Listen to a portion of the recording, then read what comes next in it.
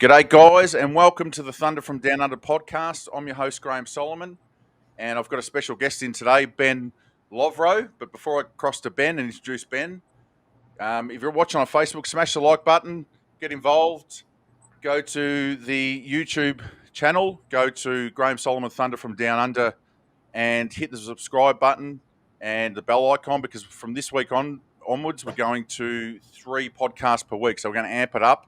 Going to bring plenty of content, and join the family, get involved. Now, without any further ado, Ben Lovro, he's a real estate investor. He's a hedge fund specialist.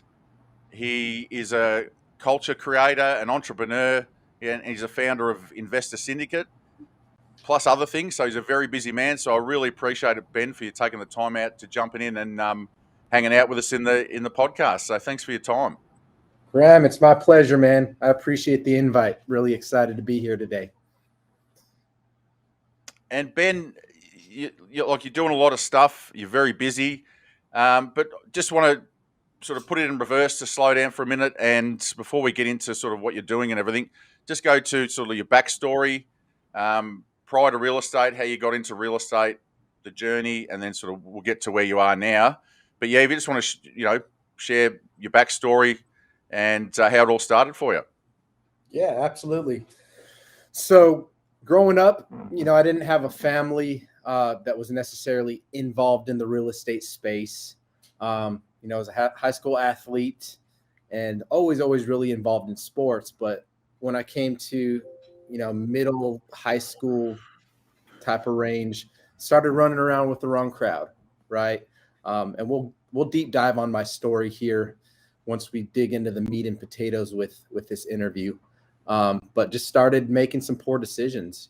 Started smoking weed every day, doing different drugs that led to selling drugs. And, it got worse as it went. So I ended up picking up a pretty serious case, man, at the age of 21 that landed me a front row seat in the state penitentiary. Long story short, that was the best thing that ever happened to me. That's where God got a hold of my heart, transformed my life from the inside out. So fast forward to where we are now. I wasn't looking for entrepreneurship. I wasn't looking for even real estate, right? I tell people it kind of found me. When I got released in 2014, I didn't have a whole lot of direction as far as where I was going to go. I thought that by getting back into school, going to college and getting a degree, that's what society would think I should do, right? That's going to position me for success in the real world. And quickly I learned, once I enrolled into school, I'm going through like an entrepreneurship class and a business class. I realized that the teachers that were, pouring the content and the education down our throat didn't seem to have a whole lot of real life, real world experience. And I realized that in that moment that I had everything that I needed right there in front of me, right? I had the knowledge, I had the drive, right? I say I had the knowledge. Knowledge is acquired, right? It's something that you pick up over time, but I had the drive, I had the network. And at the end of the day, I think that's the most important thing to get started for anybody. So that's really kind of where I bridged and got into real estate and entrepreneurship. Yeah. So obviously, like you said, early days, you sort of went off the rails a little bit. You pulled yourself back in, and was it a real tough, like when you sort of, like you said, got out and you tried to get back on your feet? Was that a tough stage? Was that hard? So yes and no. I was blessed to have my auntie and uncle who helped me move across the country, right? I was born and raised in Santa Fe, New Mexico. And upon release, they helped me reestablish out to South Carolina. So up front, right, I changed my setting, changed the environment that I was immersing myself around. And I had a supportive system, right? I had a backbone in place to help kind of guide and direct me, if you will. And that's something I think a lot of people don't have. when they're reintegrating into society, right? So that I'm forever grateful for that opportunity. But I'll be honest, man, like upon getting released, the first job I got was waiting tables at a little seafood restaurant downtown Columbia. But since I've been out, man, it's been like doors opening after doors opening, right? I'm a man of faith, right? So I believe in God, and I believe that He directs our steps, that as long as we're walking in alignment, right? And we're staying on that forward trek, He's going to provide, right? But man, by the grace of God, it's just been so many opportunities. I'm humbled for the journey. I'm humbled at the process. I'm humbled at the lessons that I've learned through each and every season. I'll be honest, man, just where we stand today, right? We have a growing organization. We have a culture of real estate enthusiasts, people that love it, right? My employees love to show up to work every day. It's a culture that, that's unrolled and developed in the process of the past five and a half years since getting out. But man, I think that there was one job that I didn't get accepted to because of my past, right? But I've realized that,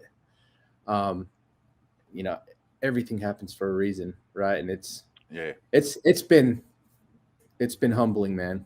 Yeah.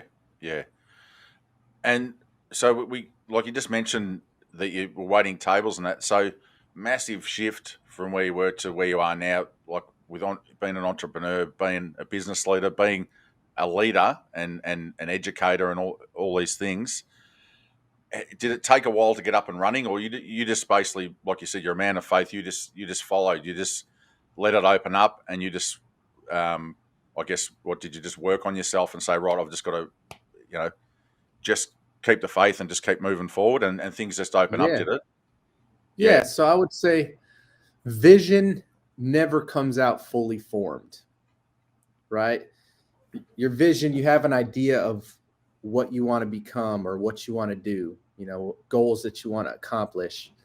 But it's only like a part of that picture, right? So I'm a firm believer that everything was created twice. It all starts in your mind, right? And ideas inside of your imagination, when you press upon that thought, it becomes things, right? It becomes physical reality. Everything you look at, skyscrapers, all the cities and developments around, airplanes, right? They were all developed in the mind, right? And then the person just took the action to manifest that into reality. So in the process of getting into real estate, I've always taken massive imperfect action, right? I realized that when I started, I didn't have the skills that I needed to get started, right? But what did I do? I surrounded myself with a community, with people in my corner who had already achieved the results that I was seeking, right? So call it mentors, coaches, people in your network. And I immersed myself in that, right? I knew that, I could take somebody to lunch and ask them a bunch of questions, whatever.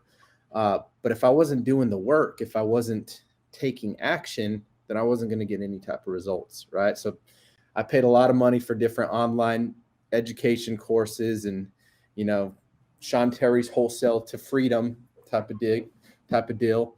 And I learned a lot through those courses, right? But I think the most important thing that stands out is I had to take action, right? I had to take action almost before I was ready. And I think that's one of the big differentiators between successful people and everyone else, right? Successful people are not afraid to fail. They're not afraid to step out there and try new things because, the growth that we experience, it happens at the edge of our comfort zone, right? If we just stay in that comfort, we're never really going to stretch ourselves to grow into the person that we're created to be. Yeah, looking back, like from where you are now, looking back, do you think you were always entrepreneurial and always an action taker? Look, do you reckon that was a part of your personality, or did you find that you developed that sort of later? It's a good question. I hear a lot of people, in interviews and stuff like, I was always an entrepreneur selling candy or Jordans at my high school. That wasn't really me. I guess I started selling weed in high school. If you call that entrepreneurial in any way, I guess that was my first quote unquote like business, regardless of how you look at it. But no, man, I wouldn't say it was, in my upbringing or in my blood. I guess it's a character trait, man. It's something that I acquired along the journey. And I think it just came from hunger, getting released, getting out, going through that whole process. I was locked up for 5 years, right? 5.5 years. So that was a process, right? Yeah. Transformation always is. And looking back on it, man, it's humbling, but yeah, it's entrepreneurship found me and it's developed me, if that makes any sense, right? Yeah. I realized that I wanted something more. Maybe it's because of the mistakes I've made in the past, wanting to rewrite that narrative, wanting to show my parents that I can amount to something, showing myself, right? I think it created that hunger, and because of the hunger, it developed me into the person that I am now. Yeah, look, I personally find it an inspirational story, and I thank you for sharing it with us. And I think that sort of stuff motivates me. That you've just pushed forward, and now where you are, you're just like you're doing so many things, and it's just full steam ahead, and you're just looking forward. So, yeah, thanks for sharing sharing the story with us too, Ben. I appreciate it. So, Absolutely. you're here now. You've built up. You're here now. You've obviously, like you said, a lot of things have happened. You've taken imperfect action. There would have been a lot of mistakes. There would have been a lot of stuff, but you just keep pushing forward. And during the journey, did you sort of, was there many doubts? Was there much stuff you're thinking, oh man, this isn't going to work or whatever? Or did you always, because of your faith and like you said, because of the background, were you so driven just to get where you want to go? Man, there's always been doubts every step of the process. I can't even lie. When I first started, it took me about 6-7 months to get my first deal, right? There was times that I thought about quitting. I'd just be going in my head like, man, is this really worth it? Does this really work? And every step in the journey, there's always been, seeds of doubt, but I've learned to kind of drown them out, if that makes any sense, right? Yep. Part of like my development, my self-development, I'm big on my morning routine, right? My morning routine is everything. If I don't start the day off right, then my entire day is going to be chaos, right? So when I get in a mindset routine, right? Meditation, prayer, affirmations, right? The power of your thoughts and the power of your words, the words that come out of your mouth, they carry out into every area of your life, right? I don't care who you are. And every single day it's a battle, right? The greatest battle exists in your mind. There's an old saying, I think it's an African proverb that says, if there is no enemy within, the enemy outside can do you no harm, right? So learning to kill, those doubts, learning to kill that fear inside of your mind, because fear is the opposite of faith, right? Fear is the opposite of growth, right? So it's learning which wolf or which voice you want to listen to, going back to that old tale, which wolf is going to win? It's the one that you feed most consistently. So it's almost like you have to extract those negative thoughts or those doubts inside of your mind and replace them with, positive, uplifting type of thoughts, right? You almost got to rework your patterns of thinking in order to put you on that track, right? Because look around the world. If you watch the news, the media, anything else, like it's all fear, negativity, and doubt. And if that's the type of information that you're putting in your head, then that's the type of reality that you're going to project in your life. Yeah, So yeah, really, absolutely, man. it really is where Absolutely. you focus your mind, isn't it? Where you focus your energy. It's amazing, isn't it? And like obviously you've done a lot of self development in that area, and you understand that. But like you said, every human being doubts themselves. Even people at the upper levels of their game doubt themselves. I mean, it's a human trait to default back to negativity every now and then. So you've got to keep pushing through it. So we'll touch back on that. I'm going to talk to you later about your goal setting and all the stuff that you're into and that you teach. I wanted to talk to you about the hedge fund, the system, the hack that you've got. You work with a lot of hedge funds. You've got a good system going. Just wanted, I know a lot of the listeners will be like, their ears will prick up, like, because hedge funds are pretty big out there now, aren't they? You see them in Facebook groups. Everyone's talking about hedge funds. So you've obviously got in early and you've worked out a system. Can you sort of explain, how you sort of first come across it and then how you've sort of engineered it to where it is in your business today? Sure. Yeah. So we started working with hedge fund buyers, I mean, years back, 3.5, 4 years back, even since the early stages in my journey. You had some of those funds like SFR3. I hate to name drop like that, but they can't compete in this market. But yeah, man, it's like,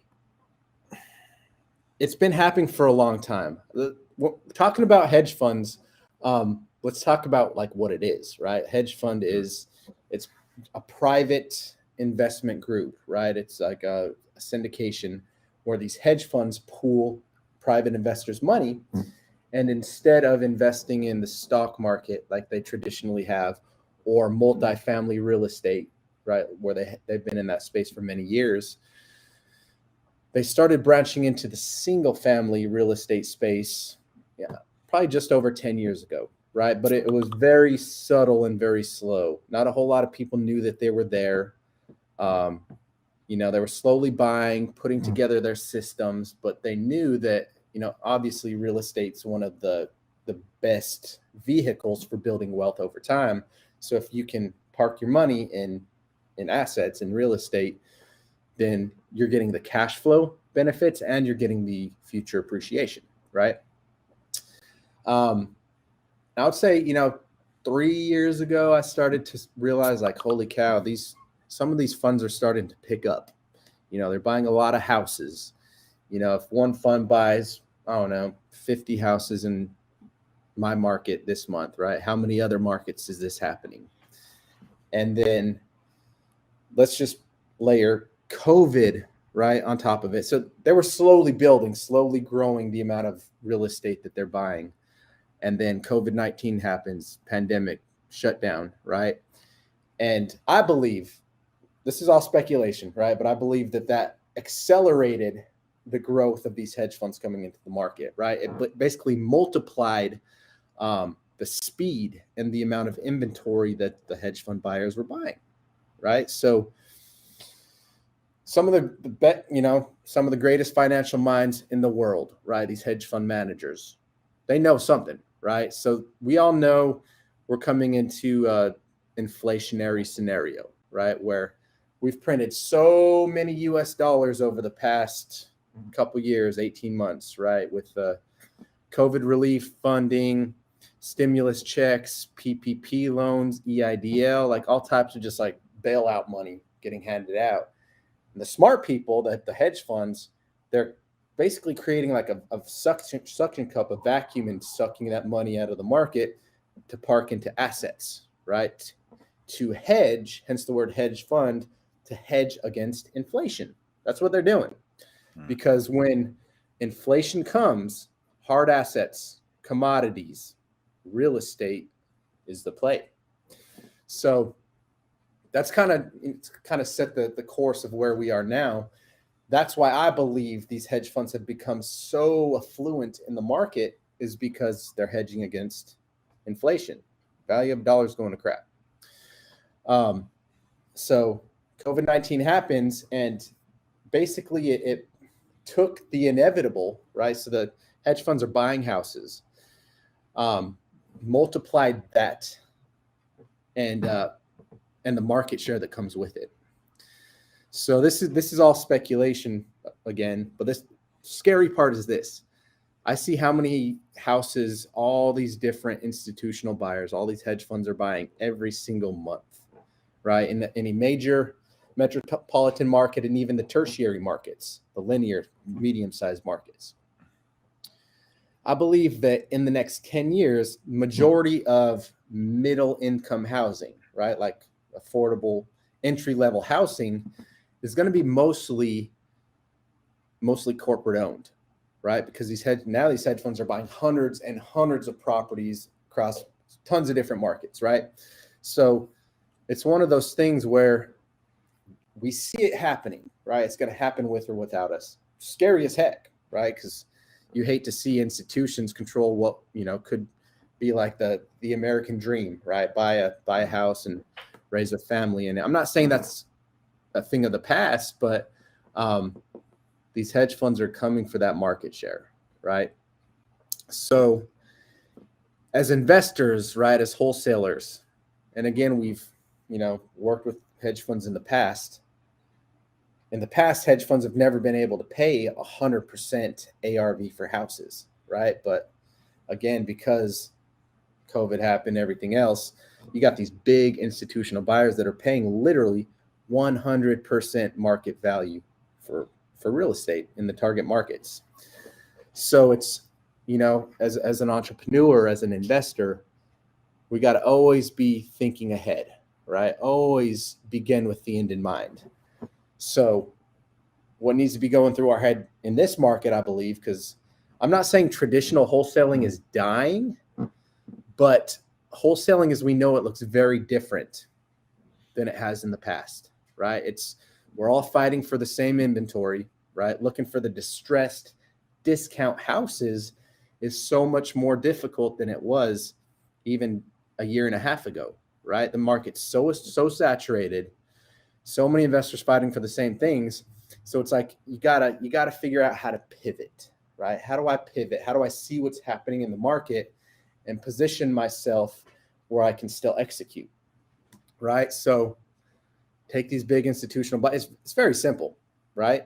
Figure out where the money's being deployed, where's the most amount of money, being deployed to scoop up these houses. What market, what type of products are they looking for? And then you just reverse engineer that to how do I source deals for these big institutional buyers, right? So obviously, establishing the relationships with them, that is a process all in itself. You gotta have the ends. I was introduced to a couple of the big players through a high-end mastermind that I'm a part of. But man, they, understanding the system and creating a process to work around that is really what we've worked on over the past 18 months, right? And now our entire business model as we know it is worked around, hey, how do we empower more people, right? How do we empower our investment partners with the tools that they need so they can go out and source deals for hedge fund buyers, right? Because if you can pay more than any other wholesaler in the market, it gives you a competitive advantage above the rest of them, right? Who are still looking for those discounted deals, fighting for those scraps.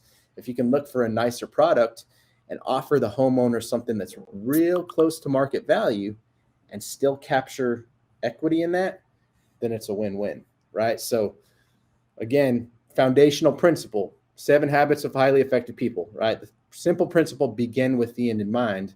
Where's that money being deployed? And how do I reverse engineer that to create a process to source inventory for these buyers? Because they're going to buy these houses regardless if we're in the game or not.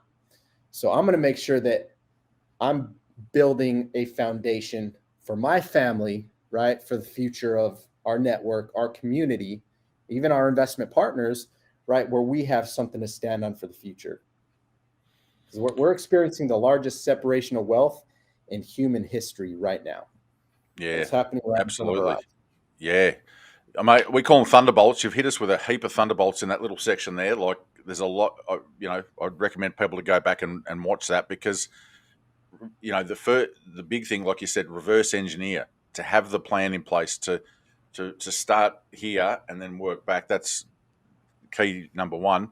And this is the way that you broke up about, a lot of people are seeing hedge funds and that, but you've just broke it back, how it's happened, where it's come from. And like you said, you've sort of had your eye on this for about 4 years, haven't you? You've noticed this, you've seen it. And a couple of key things that you said there too, Ben, was we had COVID, which just changed the landscape, and then which then virtual stuff blew up. A whole heap of other factors come into the game, and then now it's sort of like you said, you've broke up about the hedge funds and what they're doing and what their intention is with market share and all that sort of stuff. So you've really broke that down to a point where we're here now, and I guess the next thing to ask is, well, if you're a reverse engineer, what's the next step from there? I mean, obviously take action, but is there a model that you guys use? Like you said, you've got to actually reach out to them. You've got to form relationships. I guess that's probably the next stage. Do you want to just sort of run us through, I guess, an overview of how people move forward from there? They've got it in their head now. They understand that it's probably the future, and things have changed. The whole game's changed a lot in the last couple of years. So, I guess the question would be, well, what do I do from here type of thing, now that I actually know this? Yeah, absolutely. Good question. So as far as the internal model, right, that we have, we take, going back to begin with the end in mind again, right, we take the buy box locations. So, I mean, big markets, Atlanta, Jacksonville, Orlando, Tampa, Charlotte, and Nashville are probably the top markets across the country, right? And then we got layer 2, which there's a ton of other markets as well. But we take the buy box locations, right? And then we get a zip code list directly from the funds. And then we put that into a shared folder. This is internal, right? As far as like what we're doing with our hedge fund program. Put it into a folder where you have the buy box zip codes, buy box locations, bed bath count, 3 bed, 1 bath and up, 1,000 square feet or greater in a certain market. It really just pieces it together to make it easy, digestible steps that in turn our partners, the wholesalers that we're working with, can put that together in their marketing, and execute that and release it, looking for exactly what type of property we're looking for, right? Now, as far as like establishing relationships with hedge funds, some of the funds can be easier to get connected with, than others. I know a lot of people like to go to look at all the cash sales for the past 6 months and see who's buying the most houses, which can be a good method, right?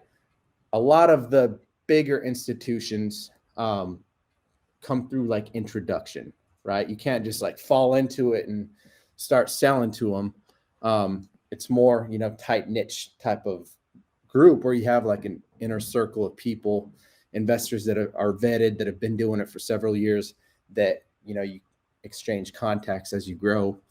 But yeah, I mean, their hedge funds are all over the place, man. Every different market has different, unique little funds and unique buyers. And then you have the billion-dollar companies, the big freaking massive ones who, they're active in 15, 20, 30 markets across the country. It really is interesting, man. And even at that, the funds have, you got like the umbrella, and then based on the market, they have different parameters, different LLCs, different funds inside of the greater whole, if that makes any sense.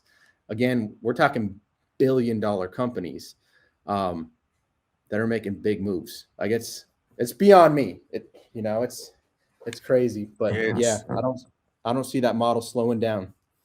It's really driving the market at the moment, isn't it? Really, it's a big driver, like you said. Look, go back, a few years back. Did you just wake up in the middle of the night and go, man, it come to me? Or was it, like you said, were you in a mastermind with people talking about it? How did you sort of come across it? Was it just, you were looking and seeing what was happening? What was the way that you discovered and went, right, there's something going on here, I need to get into this? So I would say it started in my local market, right? And these are the smaller fund buyers who might pay a little bit more than your traditional landlord or local fix and flipper, right? And just through like conversations or whatever, talking with your buddies, like, hey, have you sold to this guy before? Have you heard of this buyer, this fund in the market?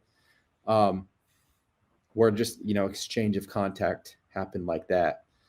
And again, they would pay a little bit more money than your local fix and flip investor, right? When everyone else is paying 70%, these funds might pay 75. We didn't start to see the big dogs, right? Like the $1 billion corporations until I would say mid 2019, right? Beginning of 2020, right around the time that COVID hit, it was the springboard, right? And again, those came from our contacts inside of our mastermind group. That it is proprietary when you look at it. Like your contacts, your buyers, your funds. It's proprietary information that you've built a business, built a system around. And I guess it's one of those things where it's just like building your cash buyers list. You look at it around the market, some guy that's got 50 cash buyers, there's a good chance that a lot of the inventory that he's able to put together and source might not be a good fit for all the buyers, right? So in turn, he reaches out to one of the veterans who's got 3,500 just in one single market, who can blast it out to every single investor that might be active in that area, right? So I guess it comes down to earning stripes, right? Being in the industry long enough, establishing high level connections, and being able to get connected with the big guys. The right people. At the end of the day, find the people that can pay the most money for the product, right? And it creates a win-win situation for everyone. And you mentioned a couple of times the mastermind. You sort of come across people in the mastermind. How important is it to network with people, to continue in the way that the business has changed in the last 2 years? How important do you find it to get out there and network and just meet people and like you said, do masterminds, link up with people? Do you see that as pretty crucial moving forward in the way the market's heading now? Absolutely. I mean, when they say your network is your net worth, that sounds cool. You can chew on it for a minute, but I don't think that most investors really realize the power behind that, right? Proximity is power. The people that we surround ourselves with most consistently are going to be a direct reflection of who we are and who we become, right? Just like your mom told you from when you were a kid, top 5 people you hang out with, you're going to be the 6th, right? You hang out with a bunch of knuckleheads, you're going to lead right behind. That gets broken down so intricately where it's almost like proven data, proven science, right? Where they say you look at the top 5 people that you surround yourself with, and your income levels will literally be within like 5%, right, per annum of the people that are inside of your circle, right? And when you realize the power behind that, you realize, holy cow, maybe I got to switch up my circle, right? Maybe I got to switch up my circle because, I mean, going back to the beginning of this conversation, the thoughts, the beliefs, the words that are spoken inside of your circle, right? It becomes reality. And just the resources and the opportunities that are passed along these high level relationships. I mean, it's second to none, man. If you're not out there and you're not a part of a mastermind group, a high level networking community, you're missing the ball. You're missing the ball. Yeah. And a lot of these, you're talking 30 grand plus to join some of these high level masterminds, 30 grand a year just to be in the inner circle in the big boys club. But you will make 10 times that amount, right? If you just lean in and you're willing to take the information that's passed along inside of those rooms. Yeah, absolutely. I mean, you're just nailing it. Like, you're spot on with all this stuff. And as you get older, like I just look in my case, as you get older, you really notice that you look back at your life and you look about who you were hanging around with here, who you were hanging around with here, what socio-economic background you come from, and you're 100% right with that. And I think a lot more people are taking that seriously now. They're saying, right, I've got to up my game. I've got to get around at least like-minded people to hang around with, and then I've got to get people that are way further down the track to mentor me. Like you said, put yourself into a high-level mastermind, whatever situation, a networking group, whatever it has to be, and be the dumbest guy in the room. Start off as the dumbest guy in the room and work your way up, and then when you hit the ceiling, go to the next one. So, like I said, we call them thunderbolts on the show. You're just smashing us with thunderbolts, Ben. I mean, just and this comes down to obviously the amount of self-development work you've done. Like, it's part of who you are now. You just it just comes out natural. And these are just key points, like you said, about a ritual, a habit in the morning. These are all success habits that you've got to form. And like you said, even at your top level, there's still doubts, and then you've got to push through those, and then you've got to go to the next level and the next. It's a continual growth thing. So awesome stuff, mate. Love it. And so, look, with the hedge funds, I think people are starting to really understand it. And you've sort of said, look, you've got to reverse engineer it. You've got to have a plan. You've got to have an action plan and then move forward. I mean, there's obviously other stuff in the market, but a lot of people are starting to, you've got in the game early, but a lot of people are starting to say, look, I could pretty much just do hedge funds and that's my business. So a lot of people are starting to see that they're here to stay for a while. So let's jump in on it. So I appreciate you sharing that. Absolutely. If you're your trade secrets and all that. So I appreciate it. And, what would your, young wholesaler out there, what would you say? Would you say to him, mate, yep, try and get a couple of hedge funds if you can, or work with someone that's got some hedge funds? Maybe bring some deals, like someone like you. If someone's starting off, is that what you're saying? Get in my inner circle, work with me, and we can get you access to these people. Is that sort of like you've got a couple of different methods to work with hedge funds?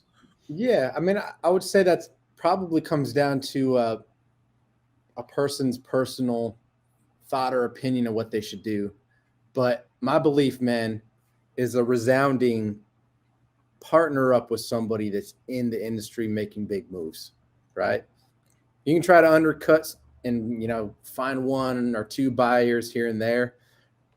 But the hedge funds also work and operate in the ebb and flow, right? Like funding dries up or things happen. They buy too many houses in quarter three that they got to hold off on their rehab. They won't buy any houses with more than $20,000 rehab renovation costs or something, right? So you got to have an arsenal. You got to have enough buyers in your back pocket, right? That can make moves, or else that well's going to dry up real quick, right?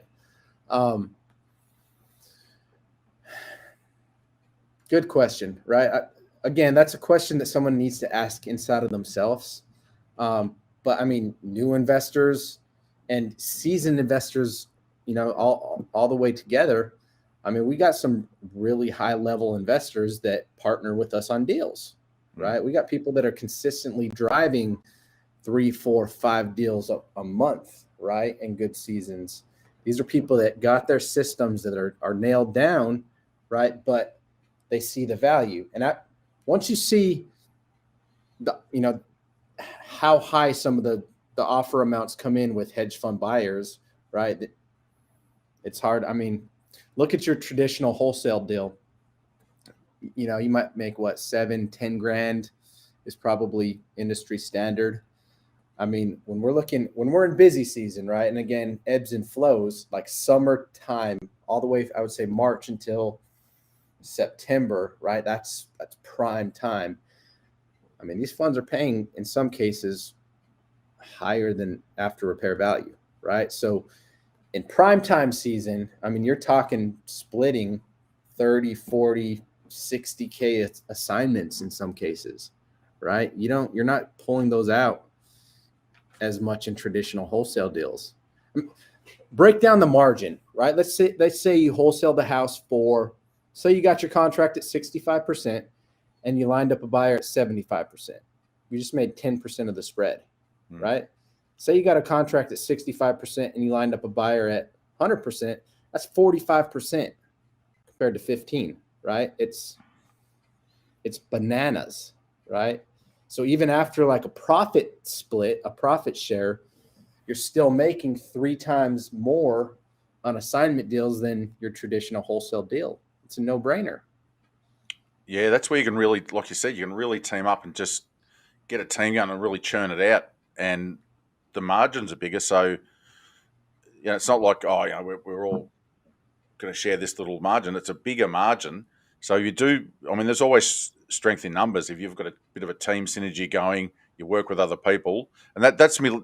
Sort of last question on this, Ben. I was going to ask you was, and this is like just your opinion, but do you see that, from 2 years ago before COVID, it was like, why would you JV with someone? Why would you? There was a lot of that in the industry, and now people are just doing it left, right, and centre. They're teaming up with people. So, have you seen a big shift in that?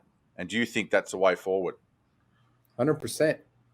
I used to have the mindset, like when I started investing, 5.5 years ago or so, JV stuff was almost looked down upon, right? Yeah. Like daisy chain and this and that. Well, daisy chaining is a big no. If you guys are just taking other people's deals and just blasting them out, don't do that crap, right? Make sure that you got interest locked in, JV paperwork all together, right? But with that being said, it was almost looked down upon. I mean, I had a mindset where it's like, well, why can't you just generate your own deals, right? Build a system and source inventory. But that's scarcity thinking, right? That's thinking that's holding us back from a collaboration type of mindset, and I mean, that's fundamental layer to success, right? Is abundance is not stepping into any relationship or any mindset with a competition factor, right? Because that's going to drive the growth and opportunity away from you, right? It's almost like you're building a wall, right? Where I'm better than this person, or I don't want. When you have that competition mindset, it restricts you from so much growth in your life. It's ridiculous, right? If you asked me a couple years ago if we'd have primarily a JV model like we have now, I would have told you no, right? I would even just two short years ago, I was still 100% locked in, just building my team out.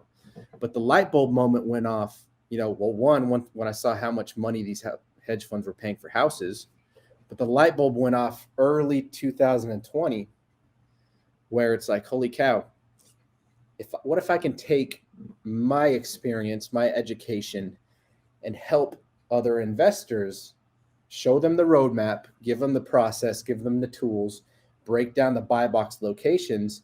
If I can empower more people to win so that they can accomplish the things that they want, then in turn, I'm going to be able to accomplish the things that I want, right? Another foundational rule of success, right? Help more people become the people that they want to be, and it's going to establish that platform for you. Yeah, absolutely. I mean, you just nailed it again. Like these are universal principles, aren't they? They absolutely are. I forget who it was. I'm not sure it was Think and Grow Rich or whoever said it, but if you can help people get what they want, then you can get what you want. So if you put other people first and you help them achieve what they want to achieve, it just comes back to you. So that abundance mindset that you're talking about, that's I can really see that coming through the industry now. It's not just a cliche anymore. I can see people saying, nah, I used to think this way, but now I'm going to do things ethically. I'm going to do this. Because I know that if I don't, it's like bad karma is going to come back. That's been a real shift too in the last couple of years as well. Is that whole, we've gone from the 1980s Gordon Gekko stomp on someone's head, greed is good. Now people are starting to say, no, we need to have a bit of synergy. We need to just every time you get that little negative thing in your head, say, no, look, I'll give that person that lead. I'll give that. It's not the end of the world. There's plenty. Yeah. It's an abundance, like prosperity. I mean, there's plenty around. especially in a hot market, and there's plenty of stuff going on. So, yeah, you've just nailed it again, Ben. And think about it like this, Graham.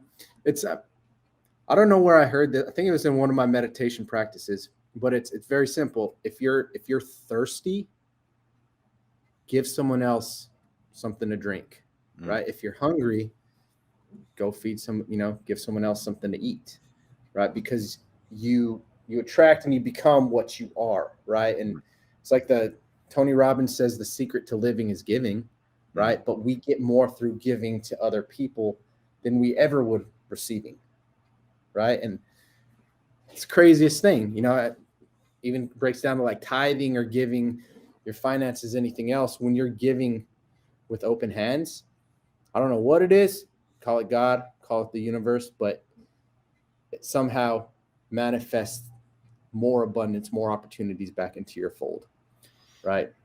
So whenever you're down or depressed, give somebody something to drink, give somebody else a word of encouragement, right? And in doing so, you're planting those seeds inside of the soil of your mind and your heart that in turn is going to bring that increase.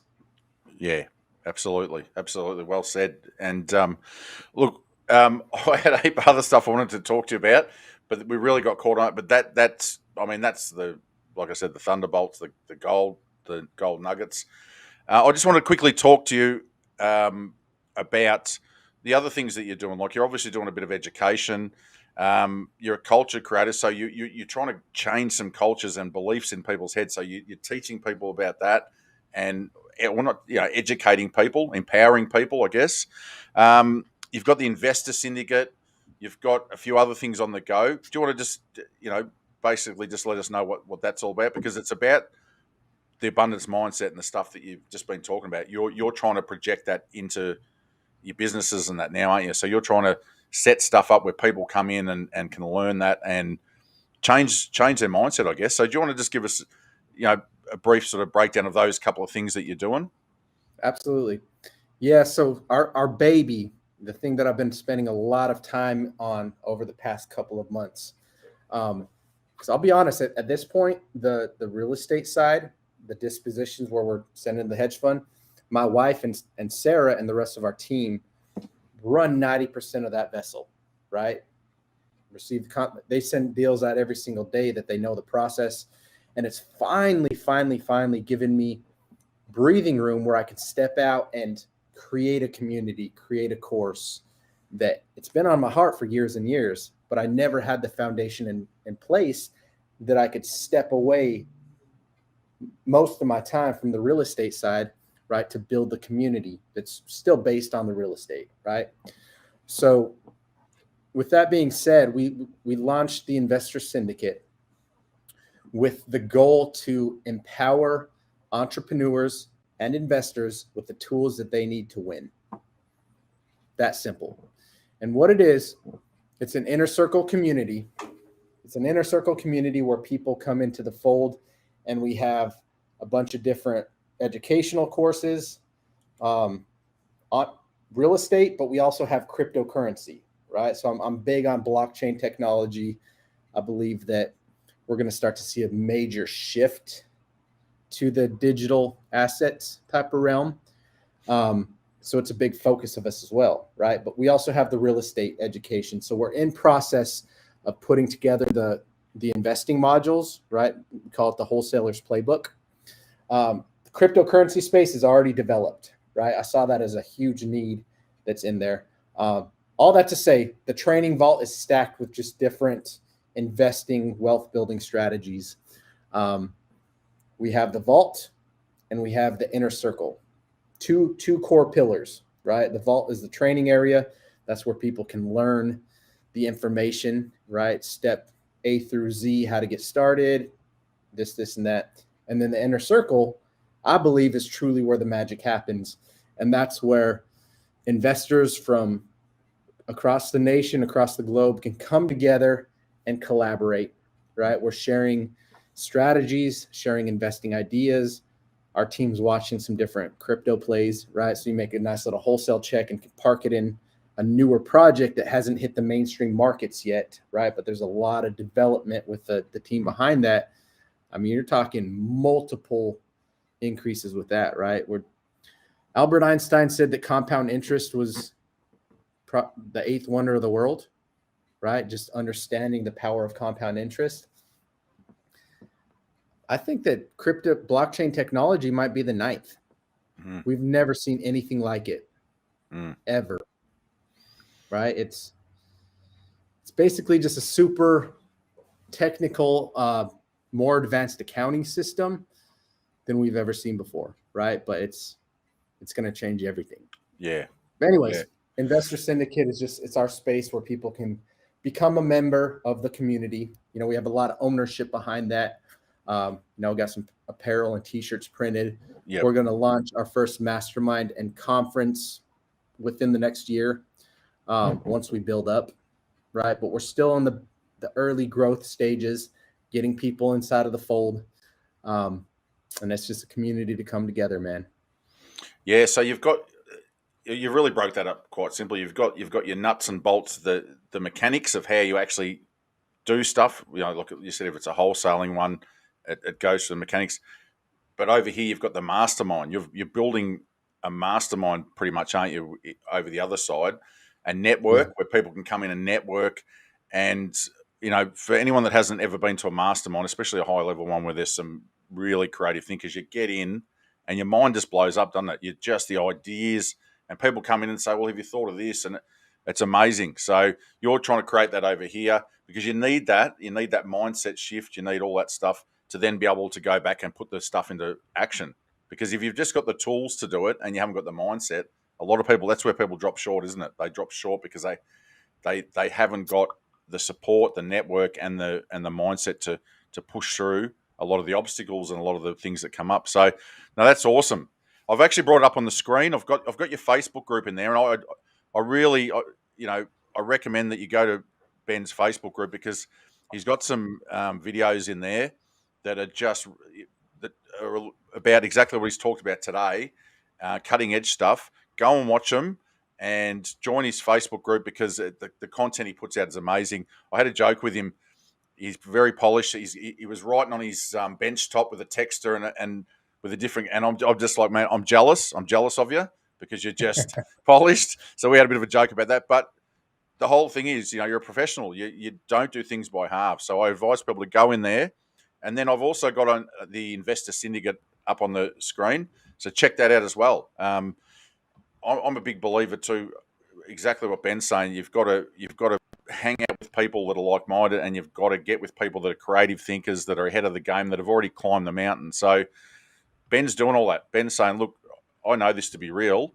I want to empower more people. And that's obviously a why for you, isn't it? That's a mission for you moving forward. 100%. I mean, you love real estate. That's how you've made money. That's how you've been able to get. But this is your true passion, isn't it? This is what you're all about. So, no, it's been awesome. I mean, I could spend another 3 hours talking to you, Ben. I've been trying to catch up with you for a while because I met you last year, and I was straight away off the bat. I was like, I'm impressed with this guy. This guy's he's got something special, and we've been trying to catch up, and I'm just so glad we caught up, and you've been able to carve some time out to come on because I think people need to really go back and watch the replay and really just absorb what you're saying because it's a whole mind shift, isn't it? To actually get in the space, say, where you're at, and then the nuts and bolts become very easy. It's just, it's a lot easier rather than trying to tackle the nuts and bolts and the process and the business first with the wrong mindset. You sort of go around in circles, don't you, chasing your tail. So it's been amazing, mate. I really appreciate it. And we might try and get you, we have a Thursday podcast where we break things down. So we might try and get you in for another time during the year on a topic and really break it down because it's been amazing, and I really, just like to thank you for your time. And I truly can say this now. We're going to sign out, Ben. I had about another page of point form things that we're going to talk about, but I think you've added a lot of value to a lot of people out there. So I thank you for that. But what I usually say is, when I sign out, hit the outro. But I'm really today 100-fold is thanks to Ben, everyone that's been watching has been thunderstruck. So well done, mate. You've brought the big game with the Thunderbolts, and we'll sign out. Thanks, Ben. Thanks everyone for listening, and yeah, just go back and watch it, and get the Thunderbolts and the gold nuggets out of it. Okay. Love it, Graham. See you guys.